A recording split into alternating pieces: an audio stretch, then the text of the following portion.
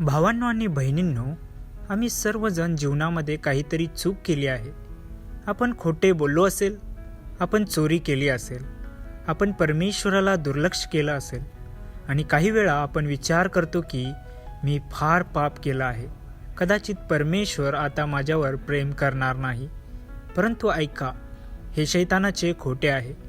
Rome 5 अध्याय वचन 8 म्हणते, परंतु परमेश्वर आम्हावरील स्वतःच्या प्रीतीचे प्रमाण असे देतात की आम्ही पापी असताना ख्रिस्त आम्हासाठी मरण पावले. विचार करा, जेव्हा आपण पापामध्ये होतो तेव्हा देवाने आपल्या पुत्राला आम्हासाठी दिले. तर हे प्रेम नाही का? आपण पाप केलं असेल, आम्ही पडले असणार, परंतु परमेश्वराचे प्रेम कधीच पडत नाही.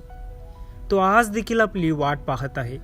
कदाचित तुमचं जीवन तुटलं असेल, कदाचित एक पाप तुमच्याकडून सतत होत असेल आणि तुम्ही लाजिरवाणी जीवन जगत असाल, परंतु लक्षात ठेवा, प्रभू येशू ख्रिस्ताचे रक्त इतके सामर्थ्यवान आहे, ते तुमच्या सर्व पापांना क्षमा करू शकते. 1 योहान याचा 1 अध्याय वचन 9 म्हणते, जर आपण आपली पापे त्याच्याजवळ कबूल करतो तर तो विश्वासनीय व न्यायी आहे आणि म्हणून आपल्या पापांची क्षमा करील आणि सर्व अनितीपासून आपल्याला शुद्ध करील. परमेश्वर फक्त क्षमाच करत नाही, तर पवित्र देखील करतो, नव करतो. जसे एका घाण कपड्याला धुवून चमकदार केले जाते, तसेच परमेश्वर आपल्या जीवनाला धुवून नवजीवन देतो. परंतु येथे एक गोष्ट महत्त्वाची आहे. प्रभू आपल्याला यासाठी क्षमा करत नाही की आपण पुन्हा पुन्हा पाप करावे. रोम याचा 6 अध्याय वचन 1 आणि 2 म्हणते, तर मग आपण काय म्हणावे? आपल्याला अधिक कृपा मिळावी म्हणून आपण पाप करीतच राहावे काय? नक्कीच नाही. जे आपण पापाला मरण पावलो आहोत, ते आपण त्यात कसे जगू शकतो? ज्याला खरी क्षमा मिळते त्याचे मन बदलले जाते. तो पुन्हा त्याच घाणेमध्ये जात नाही. तुम्ही विचार करा, जर तुम्हाला एका खड्ड्यातून बाहेर काढले आहे, तर तुम्ही पुन्हा त्या खड्ड्यात जाता का? नाही, कारण तुम्हाला माहीत आहे की त्या खड्ड्यामध्ये अंधकार आहे, घाण आहे आणि मरण आहे. हीच पापाची अट आहे. ते आपल्याला हळुवारपणे मारते, परंतु प्रभू येशू आपल्याला जीवन देण्यासाठी आला आहे. 2 कोरिंथ्याचा 5 अध्याय वचन 17 म्हणते, जर कोणी ख्रिस्तामध्ये आहे तर तो नवी सृष्टी झाला आहे, जुने ते संपले आहे आणि सर्व नवीन झाले आहे.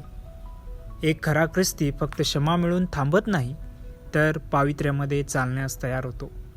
कारण आपल्याला समजून येते आपण किती मौल्यवान आहे आणि मग आपण पुन्हा त्या घाणेमध्ये जात नाही.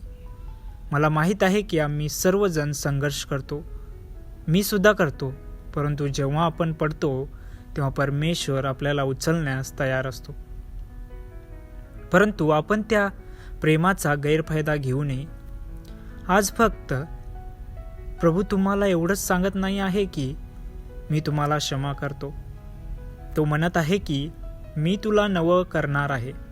आता पापाकडे पुन्हा जाऊ नको, माझ्या मागे ये, मी तुला नवीन सुरुवात देतो. आज जर तुम्ही तुमच्या जीवनामध्ये पापामुळे थकला असाल, लाजिरवाणीने दाबले गेले असाल, तर प्रभू येशू तुम्हाला बोलावत आहे.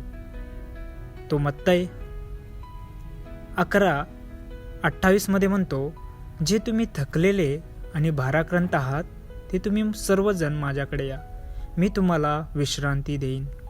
तो फक्त तुम्हाला क्षमाच करणार नाही, तर नवे जीवनसुद्धा देईल.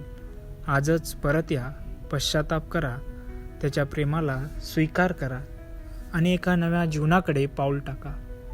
प्रभू क्षमा करतो, परंतु तो इच्छितो की आपण पापामध्ये जगू नये, तर त्याच्या प्रकाशात चालावे. आमेन.